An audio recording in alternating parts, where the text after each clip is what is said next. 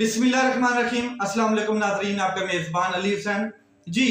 वतुइज़्ज़ु मन तशाओ वतुज़िल्लु मन तशाओ। अल्लाह जिसे चाहे इज्जत दे दे और जिसे चाहे जलील और रुसवा कर दे। कैदी नंबर 804 इमरान खान साहब कैद के अंदर होते हुए भी अल्लाह ताला ने उनको मकबूल तरीन लीडर बना दिया है, इज्जत से नवाजा है और उनको उनके ईमान के ऊपर मजीद साबित कदम कर दिया है। और एक शख्स जिसको इंसाफ की बड़ी कुर्सी मिली हुई थी, जस्टिस काजी फायज ईसा साहब, वो आज जलील और रुसवा हो रहा है। जस्टिस काजी फायज ईसा साहब यहाँ एक दिन रहना नहीं पसंद किया उन्होंने पाकिस्तान में, और यहाँ से उन्होंने उसी प्रोटोकॉल के साथ जो एज ए चीफ जस्टिस उनको प्रोटोकॉल हासिल था, उसी प्रोटोकॉल के साथ वो पहुंचते हैं एयरपोर्ट। वहां से वो इस्तांबुल की फ्लाइट पकड़ते हैं, इस्तांबुल से वो लंदन चले जाते हैं। लंदन में पाकिस्तानी जो हैं, ओवरसीज पाकिस्तानी, खास करके पाकिस्तान तहरीक इंसाफ के लोग, खास करके शयान अली खान, इन्होंने भरपूर तरीके से प्रोटेस्ट किया है, भरपूर तरीके से एहतजाज किया है। जो आप इस्तकबाल होता देखते थे एवन फील्ड के सामने, जो इस्तकबाल होता देखते थे आप नवाज शरीफ साहब का, जिस तरह होती देखते थे नवाज शरीफ साहब की, ऐसे ही काजी फायज ईसा साहब की हुई है। और ऐसा ही इस्तकबाल काजी फायज ईसा साहब का हुआ है। और जब अपनी वाइफ के साथ वो एक गाड़ी में सिर छुपाते हुए, चेहरा छुपाते हुए, नीचे झुके हुए थे, ऐसा अल्लाह ने जलील किया है कि झुक गए नीचे, पिछली सीट पे झुक कर, और फेस नहीं कर सके पब्लिक को। ये मेरे रब ने इज्जत दी है, उनको कमाल की इज्जत है, जो अल्लाह ताला के हाथ में जिसको तकसीम करे और जितना मर्जी नवाज दे इज्जत से। जो नवाज शरीफ को अल्लाह ताला ने इज्जत दी है, जिस तरीके से जलील किया है, इसी तरीके से बाजवा को जलील किया है, और इसी तरीके से अल्लाह ताला ने काजी फायज ईसा साहब को जलील किया है। और इसके बाद एक शख्स और है जिसका आगे नंबर है। पाकिस्तानी कौम इंतजार कर रही थी कि काजी फायज ईसा साहब लंदन में आए तो हम इनका इस्तकबाल करें, और ऐसा इस्तकबाल करें वालिहाना कि सारी जिंदगी याद रखें। तो वहां पर एक मिडल टेम्पल के सामने प्रोटेस्ट किया गया है। मिडल टेम्पल के सामने एक बहुत तगड़ा प्रोटेस्ट, जिसमें जुल्फी बुखारी भी थे, अजहर मशवानी साहब भी थे, मलिया साहिबा भी थी, मलिया बुखारी जो है, और काफी लोग पाकिस्तान तहरीक इंसाफ के वहां पर मौजूद थे, और बहुत तगड़ा प्रोटेस्ट किया गया। मैं आपको बता दूं कि काजी फायज ईसा साहब के दौर में चादर चार दीवारी का तकद्दस पामाल किया गया है। कोई भी नामालूम अफराद किसी के घर में भी घुस के उसकी इज्जत को रौंद के चला जाता था, लोगों को मारा पीटा जाता था और इन्हें अगवा किया जाता था। और काजी फायज ईसा ने एस्टेब्लिशमेंट और नवाज शरीफ के साथ मिलकर ये काम किया। ये अजहर मशवानी साहब ने ट्वीट किया है, और साथ में उन्होंने कहा है कि ये काजी फायज ईसा साहब का स्याह-तरीन दौर था, ये याद रखा जाएगा तारीख में। जस्टिस मुनीर के बाद जस्टिस काजी फायज ईसा साहब इसी बदनुमा धब्बे के साथ और गट्टर वाले किरदार के साथ याद रखे जाएंगे। एक शख्स ने लानत दी थी क्रस्टीज डोनट के ऊपर, वो 22-21 साल का लड़का, और कल जो लानतें मिली हैं, बेगैरत बेगैरत के नारे लगे हैं, और इस तरह गाड़ी पे थप्पड़ मारे गए हैं, लानत के वो जो थप्पड़ होते हैं इस तरह थप्पड़ लगाया जाता है, वो वाले थप्पड़ लगाए गए हैं। काजी फायज ईसा साहब मुंह छुपाते हुए नजर आए हैं। देखें जी, अगर आपने आइन और कानून की बालादस्ती की होती तो आज आपको कैमरे के सामने मुंह छुपाने की जरूरत ना पड़ती, और अगर आपने जो मुंह छुपाया इससे तो बिल्कुल और मैसेज बढ़ा गया है कि वाकई इन्होंने बिल्कुल आइन और कानून की खिलाफ वर्जी की है, और साथ में पाकिस्तान के इंसाफ को रौंद के रखा है। तो आज ये खुद ही मुंह छुपाते फिर रहे हैं। अगर अंदर से ये इनका जमीर जिंदा होता और इनका जमीर ईमान पे होता और ये समझते कि मैंने सब कुछ ईमान के साथ किया है, अल्लाह इसका बदला देगा या अल्लाह ये जानता है, तो ये आज मुंह ना छुपाते। अल्लाह ताला ने इनको जलील करके रख दिया है, चाहे ये इंग्लैंड फिरे, फिर अमेरिका फिरे, या दुनिया के किसी कोने में भी जाएं, इनकी जो जिल्लत है वो मुकद्दर बन चुकी है। आगे चलते हैं, काफी चीजें हुई हैं और जो तपे हुए नौजवान थे उन्होंने काजी फायज ईसा साहब को एक बार लिताड़ा है कि डॉलर पे बिकने वाला इंसाफ के साथ इसने जुल्म किया है और बेगैरत है काजी जो अपने लोगों का सामना भी नहीं कर पाता। इस तरह के ओवरसीज कमेंट कर रहे थे और बता रहे थे। फिर साथ में काजी फायज ईसा साहब के ऊपर जो नारे लगेंगे वो इसी तरह के थे कुछ, काजी तेरी गुफ्तार पे लानत, काजी तेरे किरदार पे लानत।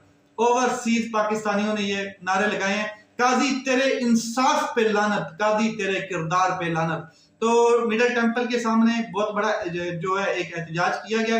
मैं आपको बता देता हूं कि अजहर मिशवानी साहब वहां पर मौजूद थे मिडल टेंपल के सामने और उन्होंने कुछ चीजें कही हैं, वो भी मैं आपको बता देता हूं कि जुल्म काजी फायज ईसा साहब ने किया है और माओ बहनों पर जुल्म हुआ है, चादर चारदीवारी का तकद्दुस पामाल किया गया है। इसके अलावा जिसने अपनी नौकरी 3 साल बढ़ाने के लिए पाकिस्तान में जुल्म का बाजार गर्म किया और जालिमों का साथ दिया, अब वो शर्म के मारे अपना मुंह छुपाता हुआ नजर आता है।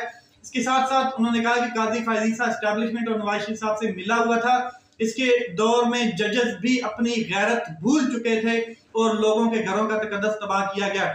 26वीं आईनी तरमीम 1973 के आइन की बुनियादें हिला दी इन्होंने और अदलिया को हुकूमत का गुलाम बना के रख दिया। सैयद जुल्फी बुखारी भी वहां पर मौजूद थे, उन्होंने भी कुछ स्पीच की है, वो भी मैं आपके सामने रखता हूँ। हमारे अदलिया और निजाम में इंसाफ के साथ जो जुल्म काजी फायज ईसा साहब ने किया है वो किसी और ने नहीं किया। अगर हम एहतजाज नहीं करेंगे तो हमारे आइन और अदलिया के साथ वही होगा जो पिछले हफ्ते हुआ, यानी कि 26वीं आईनी तरमीम के बाद 27वीं आईनी तरमीम का अब पूरा प्रोपेगेंडा कर लिया गया है और काजी फायज ईसा साहब पहले दिन ही पाकिस्तान से भाग गए थे। इमरान खान और पाकिस्तान तहरीक इंसाफ के मुखालिफ थे ये पहले दिन ही। जुल्फी बुखारी साहब ये भी कह रहे हैं, पाकिस्तान के किसी भी वकील या जज से पूछें तो वो बताएगा कि काजी फायज ईसा जो है वो शर्म की बेइंतहा बेशरम इंसान थे, इन्होंने हमारी अदलिया को तबाह कर दिया गया है। और 6 जजेस ने एक मुदाखलत के खिलाफ खत लिखा तो काजी फायज ईसा ने जो इस इदारे का सरबराह था, शर्म उनको आनी चाहिए और मुदाखलत पर वो खामोश रहे। आगे चलते हैं तो बहुत अच्छा खासा नंगा किया गया है काजी फायज ईसा साहब को कि सारी खामियां काजी फायज ईसा में ही हैं जिसकी वजह से इसने अपने साथी जजेस और इनके खिलाफ और कोई भी इसके साथ नहीं था जो इनके खिलाफ हो गए, उन साथी जजेस को भी इन्होंने अब जो है वो जस्टिस याया फरीदी के साथ वो स्टैंड करते हैं। आगे चलते हैं जी, बड़ी अहम तरीन डेवलपमेंट हुई है। मौलाना फजलुर रहमान साहब आखिर खुलकर बोले हैं, उन्होंने कहा कि एस्टैब्लिशमेंट को हर कीमत पर इलेक्शन से लातल्लक होना पड़ेगा। हुकूमत ने 11 वोट खरीद लिए थे, यानी कि 11 वोट खरीदे जा चुके थे। अगर हम वोट ना डालते तो बहुत बड़ा गंदा ड्राफ्ट आता। 26वीं आईनी तरमीम के असली ड्राफ्ट में से 56 शिक्कें थी टोटल, उनमें से 22 शिकों पर हम उनको ले आए और वो बड़ी मुश्किल से हमने पास करवाने की कोशिश की है, इसलिए हमने वोट दिया था। वरना जो ड्राफ्ट तैयार किया गया था उसमें मिलिट्री कोर्ट्स भी थी, ये वो सारी चीजें होनी थी। तो मौलाना फजलुर रहमान साहब ने बताया कि हमने क्यों वोट दिया, क्योंकि प्रेस कॉन्फ्रेंस में उन्होंने ये इजहार किया तो सवाल किया गया उनसे। आज इस्लामाबाद हाई कोर्ट के चीफ जस्टिस और जस्टिस जो जितने भी जजेस हैं उन्होंने भी बड़े अच्छे रिमार्क्स दिए हैं, उसके ऊपर मैं आता हूं। लेकिन यहाँ पर एक छोटा सा जस्टिस अख्तर मिनल्ला साहब का नोट है, इख्तिलाफी नोट है, वो मैं आपके सामने रखता हूं कि उन्होंने क्या नोट भेजा है। उन्होंने कहा, मुझे अपने फाजिल भाई काजी फायज ईसा का फैसला पढ़ने का शर्फ हासिल हुआ।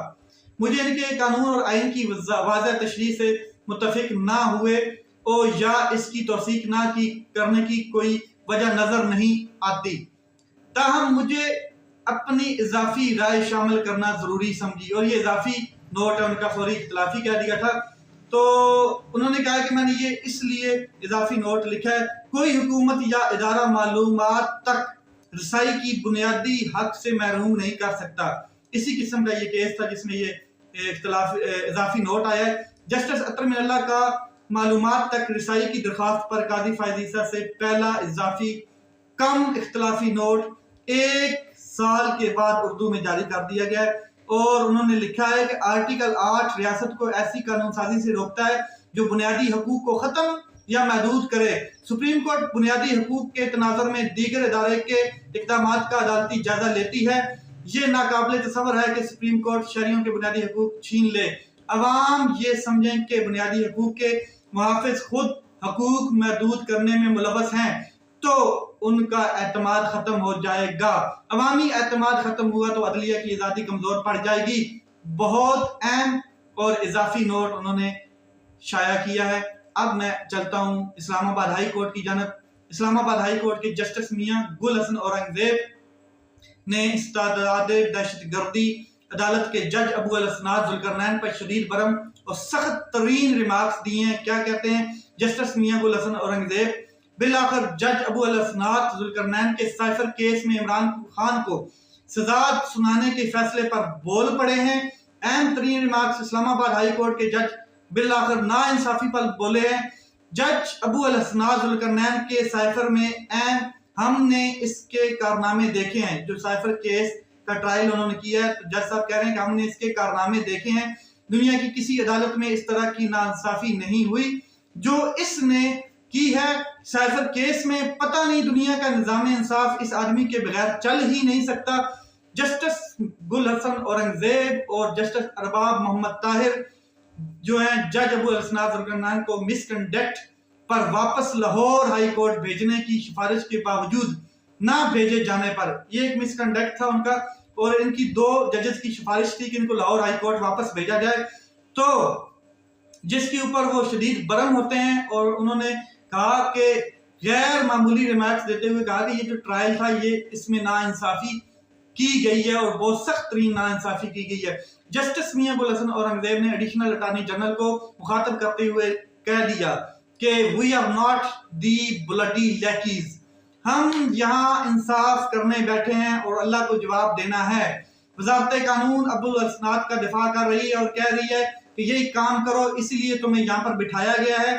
इस आदमी को यहाँ रखा हुआ है ताकि इनकी सियासी इंतकामी कार्रवाइयों का वो हिस्सा बने और करता रहे। एडिशनल अटॉर्नी जनरल साहब आप जरा देखें तो सही कि ये शख्स क्या कर रहा है।